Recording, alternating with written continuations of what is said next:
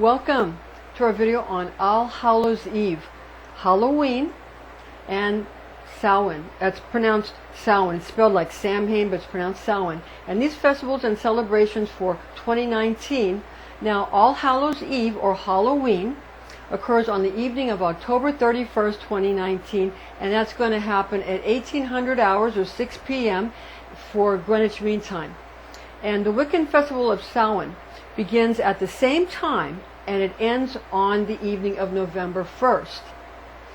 Now, again, 2019. Now, Wiccan festivals and also these other festivals, All Hallows Eve, okay, and Halloween and Samhain are very, very magical occurrences. And that's true generally speaking. It's true, just any year. And that's due to the mystical occurrences that happen between the spiritual and causal realms coming into contact with our physical world during these ancient holy days.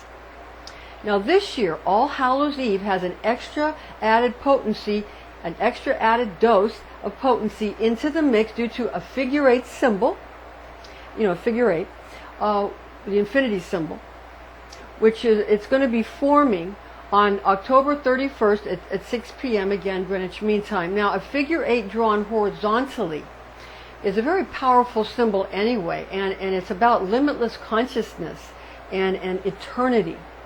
And it's associated with the Magician card in the tarot deck.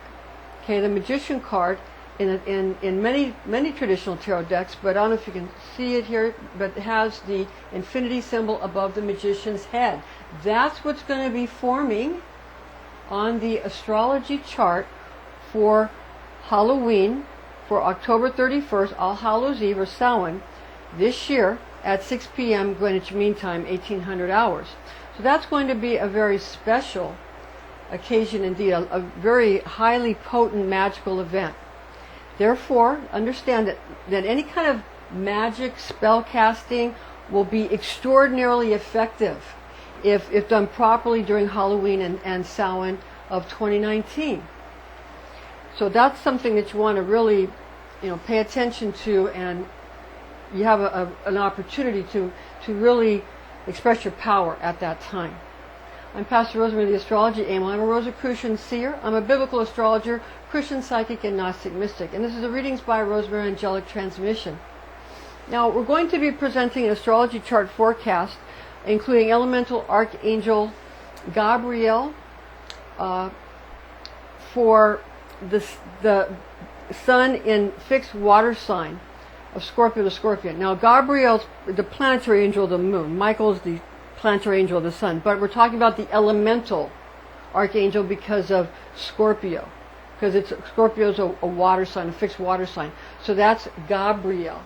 That is Gabriel for Scorpio, because Gabriel rules over all of the water signs, the elemental Archangel, and this is the Merkaba field for the Archangel of Water, Gabriel, and that's the Merkaba field. Now, the elemental Archangel Michael is going to be, he's not the angel of the moon, again, he's the angel of the sun for the planet, but he is the angel for the sign of Sagittarius, the archer. Sign of Sagittarius, the archer. He's the elemental Archangel because Sagittarius is mutable fire, and he's the Archangel of all the fire signs.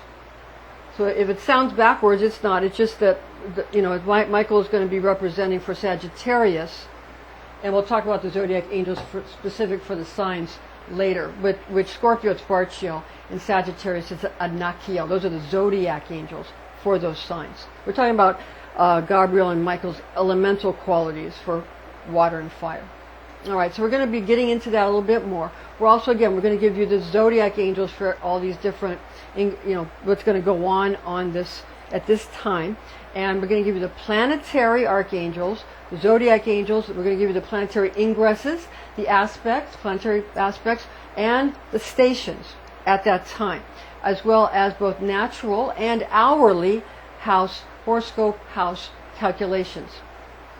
Now, regarding All Hallows Eve or Halloween originally was a pagan holiday. Okay, and this tradition states that at this time, this is a time when the veil that is said to exist betwixt the worlds of the living and the world or the realm of the dead is at its most gossamer and its most transparent.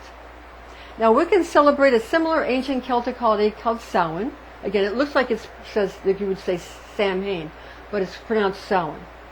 It's when the spirits of the dead or ghosts are thought to enter into the realm of the living through this ethereal veil. Okay.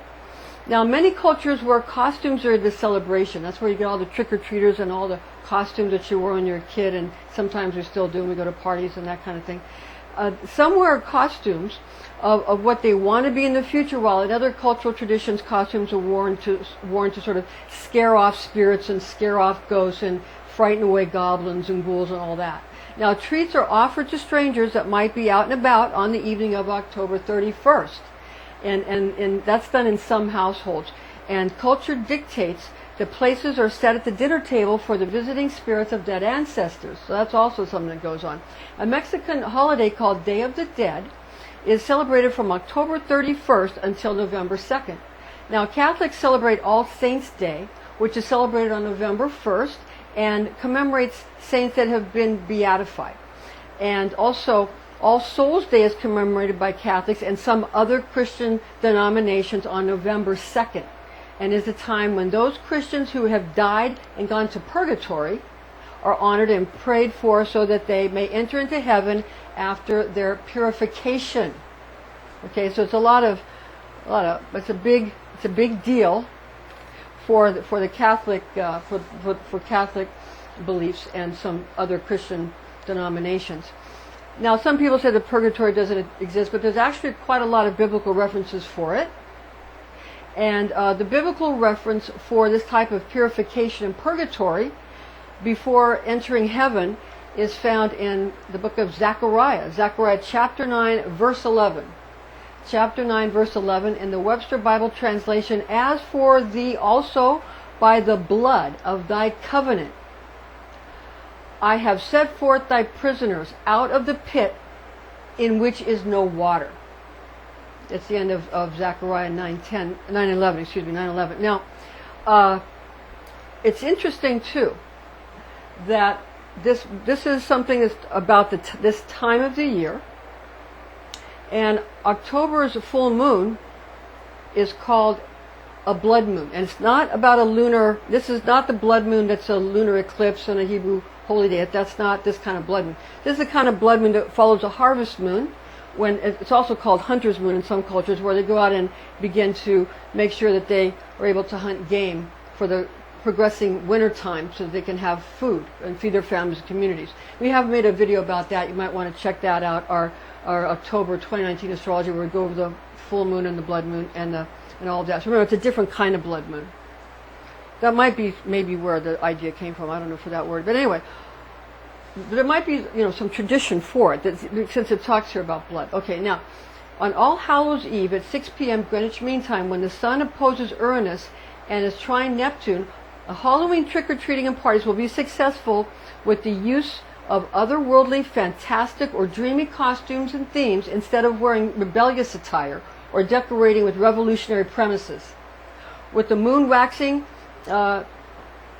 crescent in Sagittarius, conjunct Jupiter, while Uranus and square Neptune, Luna will cause traditional party games like bobbing for apples and psychic prediction games to bring many partygoers.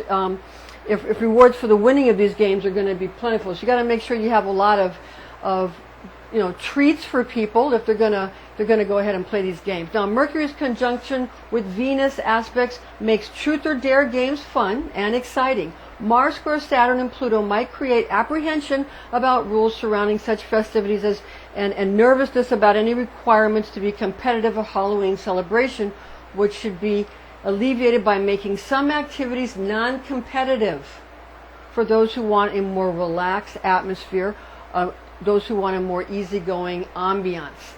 Now, Saturn's sextile with Neptune and conjunction with Pluto contributes spooky stories about ghosts, vampires, werewolves, both entertaining and therapeutic.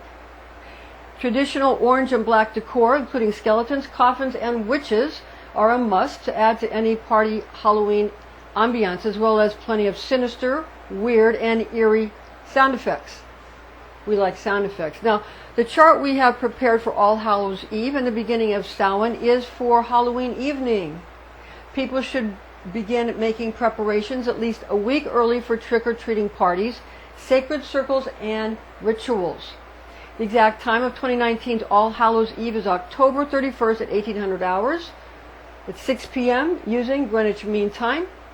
The astrology chart we prepared is calculated from that precise time and includes hourly astrology house calculations.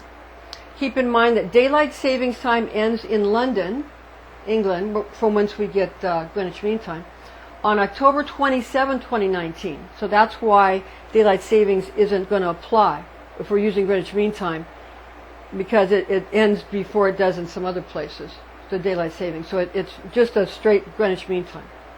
Because again, in London, the last day of the daylight savings, October 27th. Okay, so in this year anyway. So we are including planetary aspect stations, natural houses, and horoscope houses associated with planetary placements, as well as hourly houses, respectively. So now we're going to get into this chart for you. All right, we're going to be paying attention to this chart up here, and we're going to bring it in a little closer for you so you can see it a little bit better. A little better. Yeah, all right. Now, we're going to start with the sun in Scorpio. So we have sun. Yeah, sun in the sign of Scorpio, the Scorpion, at 8 degrees, 0 minutes in the 6th house, which is similar to the sign of Virgo. And this is the 6th house is the hourly calculation. So remember, we're talking about the sun in Scorpio, which is akin to the natural 8th house. We'll get into that in a minute here. But we're talking about, when we get into the hourly calculations, it's in the 6th house. And the natural house is what's akin to the sun. The hourly house is the sun in Scorpio in the 6th house. Okay, 0 minutes, at 8 degrees, 0 minutes in the 6th house, which is akin to the sign of Virgo, of health and habits. Now, Scorpio is akin, again, Scorpio, sun Scorpio, is akin to the natural 8th house of birth, sex, death, and debt. Scorpio's divine tone is I create, and the planetary archangel Michael visits the habitation of Zodiac angel Barchiel. So we have Michael of the sun, the planetary archangel of the sun, visiting the Scorpio, which Zodiac angel Barchiel's, that's where Barchiel dwells. That's his dwelling or his abode. Now the moon in Sagittarius, and that's going to be here. The moon in Sagittarius here. That's 25 degrees, 13 minutes in the 7th house, which is analogous to the sign of Libra, the scales of long commitment. Sagittarius is analogous to the natural 9th house of life path meaning. The archer's divine tone is I perceive. Planetary archangel Gabriel visits the dwelling of Zodiac angel Adnakhiel. So that's Gabriel, the planetary archangel of the moon, or Levana in Hebrew, and the Zodiac angel is going to be Adnakhiel, and that is for Sagittarius. All right, now we're going to get into Mercury here, retrograde, Mercury retrograde, in the sign of Scorpio at 27 degrees, 38 minutes in the 6th house, which is akin to the sign of Virgo, of health and habits. Now Scorpio, Mercury retrograde in Scorpio, here, is analogous to the natural 8th house of birth, sex, death, and debt. The Scorpion's divine tone is I create. Planetary archangel Raphael of Mercury visits the abode of Zodiac angel Barchiel of Scorpio. So this is Raphael, the planetary archangel of Mercury. Now we go to Venus in Scorpio. Venus in Scorpio, so a lot going on in Scorpio on All Hallows Eve, Halloween, Samhain, beginning of Samhain. So again, Venus in Scorpio at 28 degrees, 37 minutes in 6th house, which is similar to the sign of Virgo, of health and habits. Scorpio, Venus in Scorpio, is akin to the natural 8th house of birth, sex, death, and debt. The Scorpion's divine tone is I create. Planetary archangel Anael of Venus. Anael Venus with its habitation of Zodiac Angel Barchiel of Scorpio. Barchiel for Scorpio. Now Mars is in the sign of Libra on the 31st of October in 2019 at 6 p.m. Greenwich Mean Time. Mars in Libra. Here, Mars in Libra. Mars in Libra is at 17 degrees, 50 minutes, 50 minutes, in 6th house, which is analogous to the sign of Virgo, of health and habits. Libra is akin to the natural 7th house of law and commitment. The scale's divine tone is we balance. We balance for Libra. Planetary Seraphim Samael. Seraphim Samael visits dwelling of Zodiac Angel Zuriel. So it's Samael for Mars, Zuriel for Libra. Jupiter in Sagittarius. Excuse me, no, here. I went to the wrong place. Here. Sagittarius here, Jupiter here, Sagittarius, sorry. Jupiter in Sagittarius at 23 degrees, 18 minutes in 7th house, which is akin to the sign of Libra, of law and commitment. Sagittarius is akin to the natural 9th house of life path meaning.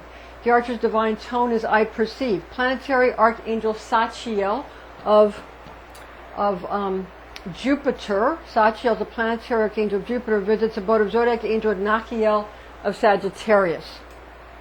Okay, Saturn, planet of Saturn, is in the sign of Capricorn here. Saturn in the sign of Capricorn on 31st at 15 degrees 24 minutes in the 8th house, which is similar to the sign of Scorpio, of birth, sex, death, and debt. Now Capricorn is analogous to the natural 10th house of social standing and fame. The ghost divine tone is I use. Planetary Archangel Cassiel of Saturn visits habitation of Zodiac Angel Anael of Capricorn. Anael of Capricorn. Planet Uranus. Planet Uranus is retrograde in Taurus. So we have Uranus here, retrograde in Taurus. This chart will be up on our Readings by Rosemary Facebook page if you want to get an even closer look at it. Again, Uranus retrograde in Taurus at 16 degrees, Uranus retrograde in Taurus at 4 degrees, 4 degrees at 28 minutes in the 12th house, which is similar to the sign of Pisces, of spirituality. Taurus is akin to the natural 2nd house of money and possessions. The bull's divine tone is I have. Planetary Archangel Ariel of Uranus visits dwelling of Zodiac Angel Asmodel of Taurus. Now Neptune is retrograde in Pisces. Neptune retrograde in the sign of Pisces, the fish, at 16 degrees 7 minutes in 11th house, which is similar to the sign of Aquarius, of friends and reputation. And Pisces is analogous to the natural 12th house of spirituality. The fish's divine tone is I believe. That's why I make you fishers of men. Age of Pisces. Christ, Jesus is the avatar, the Christ, the Messiah, the Mashiach of the age of Pisces, where you have across the way of Pisces, of mutable water, is mutable earth. Virgo, Virgo the Virgin Mother, Bethlehem, the breadbasket where you have wheat. Okay, so I will make you fishers of men. The Fisher King, that is because Pisces, the fish, the age of Pisces. It's all about astrology, all of it. And before that was what? Aries, the ram. What did they kill? The ram. What was Jesus, the Lamb of God? He was killed. Move into the age of Pisces. Because the age of Aries was over. Because it was going this direction, not this direction. Okay? It's still going this direction. That's why next is Aquarius. We're going this way. Okay? That's where that all comes from. That's where it all comes from. All right. So we're going to, again, Pisces is analogous to the natural 12th house of spirituality. The fish of divine tone is I believe. That's why you have to believe in Christ.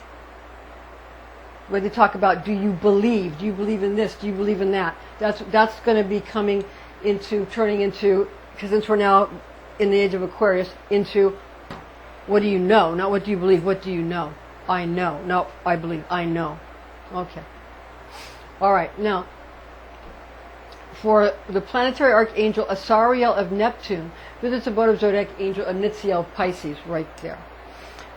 And finally now we have of the planets anyway, then we'll get into the nodes. We have Pluto in Capricorn.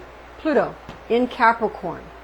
Pluto will be direct by that time. In Capricorn at 20 degrees, 50 minutes, in the 9th house, which is similar to the sign of Sagittarius of life path meaning. Capricorn is analogous to the natural 10th house of social standing and fame. The goat's divine tone is I use. Planetary Archangel Azrael. Azrael visits habitation of Zodiac Angel Anael. So Azrael of Pluto and Anael of Capricorn. There. All right. Now to the North Node. The North Node here, it's not a planet. It's more of it's a trajectory. It's like longitude and latitude, that kind of thing. The North Node retrograde in the sign of Cancer, the crab. Okay, at 11 degrees 28 minutes in the 2nd house, which is similar to the sign of Taurus of money and possessions. Cancer is akin to the natural 4th house of hearth, home, and family, and the crab's divine tone is I feel.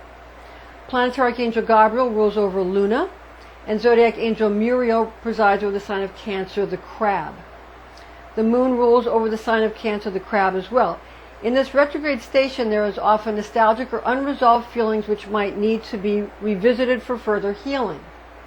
Cancer, the crab is a nurturing sign, so make sure to nurture those qualities in yourself that you wish to cultivate for health and happiness, while ignoring attributes in yourself that do not give you what you truly want in life.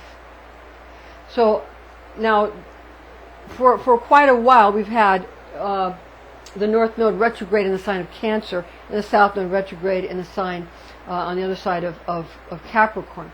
But what's different each month is the hourly. And sometimes it might land on the same hour, but most of the time it lands on different hours. So there will be some slight variances in the hourly house that it's in. The hourly house.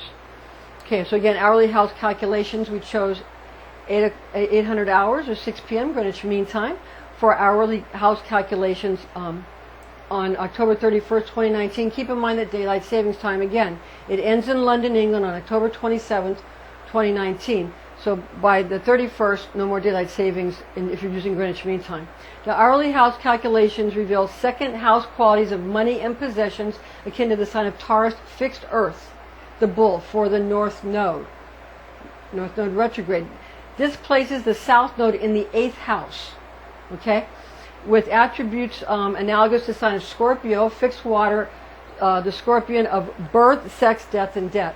Now, the monthly Zodiac Natural Horoscope house calculations, when referring to this month's placements, like we said earlier, okay, the placement is a North Node and the South Node, being that of the North Node in Cancer and the South Node in Capricorn. It becomes important for individuals to attempt to put more emphasis on practical usage of their own feelings, or the feelings of others for purposes of social, economic climbing up the ladder of success towards sort of a time where you could be more popular, more fame, more notoriety. Now, Cancer is analogous to the natural 4th house of hearth, home, and family. All things maternal. Okay, it's all about the mother.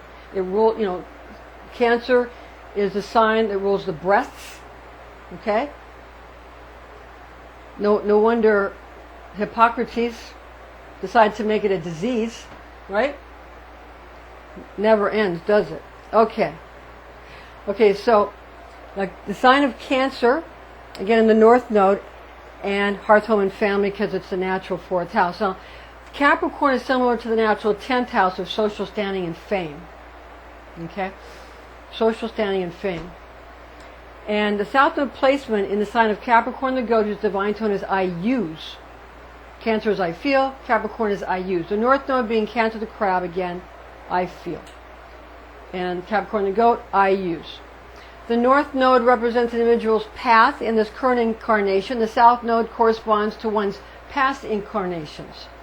And with the sign of Capricorn being in that particular placement, it becomes more evident when we consider the divine tone of Capricorn of I use. So the astrological formula for Capricorn, the goat, South Node, past life with the divine tone of I use, and Cancer, the crab, North Node, present incarnation with the divine tone of I feel. That formula is going to give us that a person who knows how to utilize people and creatures, both flora and fauna, how to utilize, how to use for either personal or organizational gain, begin to now understand and sympathize with others when considering relationships between self and not self. This comprehension explains what a monad is in the teachings of Kabbalah. Regarding the monad as a concept is explained by Dion Fortune, authoress of The Mystical Kabbalah, a book she wrote which was first published in England in 1935 and then reprinted by Samuel Weiser Inc. in 1984. So that's, quote, The Mystical Kabbalah, unquote, by Dion Fortune. Best book I've ever read on Kabbalah or Kabbalah. It's a wonderful book. Okay, now so for the planetary aspects for the astrology chart, we have Sun opposing Uranus. We have Sun opposing Uranus. Sun here in Scorpio opposing on the dark red line Uranus retrograde in Taurus. We have the Sun here in Scorpio trine Neptune, and the trine Neptune here on the blue line, Neptune retrograde in Pisces. We have the Moon conjunct Jupiter. So the Moon and Jupiter are both in Sagittarius. We have the Moon trine Uranus. So the Moon on the blue line, trine Uranus retrograde in Taurus. And we have the Moon square Neptune. So we have the Moon on here on the red line, square Neptune retrograde in Pisces. We have Mercury conjunct Venus. So that means that Mercury is in Scorpio and Venus is in Scorpio. And of course Venus conjunct Mercury, both in Scorpio. We also have Mars square Saturn. We have Mars in Libra square Saturn in Capricorn. And we have Mars in Libra square Pluto in Capricorn. We have Jupiter conjunct the Moon. Again, we have Jupiter and the Moon both in Sagittarius. We're also going to talk now about Saturn. Saturn square Mars. So the sign of Saturn is going to be square, Saturn in Capricorn is going to be square Mars in Libra. And Saturn is in Capricorn is also going to be sextile Neptune retrograde in Pisces, Neptune retrograde in Pisces on the green line there. Saturn conjunct Pluto, Saturn and Pluto both in Capricorn. Uranus is going to be opposing the Sun. So we have Uranus retrograde in Taurus on the dark red line opposing the Sun in Scorpio. Uranus trine the Moon, Uranus retrograde in Taurus, trine the Moon on the blue line in Sagittarius. Uranus trine the Moon. We're going to have Neptune trine the Sun. So we have Neptune retrograde in Pisces, trine on the blue line the Sun in Scorpio. Neptune square the Moon, Neptune retrograde in Pisces square the Moon in Sagittarius. And Neptune sextile Saturn. So Neptune retrograde, Neptune retrograde in Pisces square Saturn in Capricorn. Neptune sextile Saturn in Capricorn. So I'm sorry. It's Neptune retrograde in Pisces sextile Saturn. Sextile on the green line, Saturn direct in Capricorn. Sorry about that. Now, Pluto square Mars. Pluto in Capricorn on the red line square Mars in Libra. And Pluto conjunct Saturn. Pluto and Saturn in Capricorn. Now, regarding progression of the equinoxes debate, seasonal, we're going to talk about the seasonal considerations, that debate, but the seasonal considerations must be taken into account, especially due to the fact that environmental conditions as well as changes in cultural traditions of the application of doctrine to astrology and astronomy brought on by both secular and religious upheavals is what happened. Okay? And it's not all as clear-cut as you think it is. And I do have I'll be getting to that a little bit later on. I have a book about Agrippa. It's like a printing of the Agrippa's work by Michael Tyson, and I'll look into that book I'll delve into it for you. We'll get into that a little bit more in some future videos. But for now, just understand that these upheavals caused a lot of people's confusion, but it all can be made, so that you can see that all have an application. Because whereas some are, Vedic is sun-centric and Western is earth-centric, we have different ways of doing it. It's like looking at the same things from different angles, is what we're trying to say here. Now, please refer to references found in the work entitled Picatrix. Picatrix, a medieval treatise on astral magic, magic in history, translated by Dan Atrell and David Poreka. Therefore, current and Western astrological calculations and earth-centric systems are just as accurate and viable as solar-centric systems. And having charts done in Western, Vedic, and Chinese astrology gives several aspects of God's great clock. Information found in this document is based on the oral tradition known as Kabbalah, taught to me by Rosicrucian clergy when I was but a young girl, with facts of which I have committed to memory. This information in this video and in the document attached to it, it's intended exclusively for entertainment purposes. And thank you for joining us, and please join us again.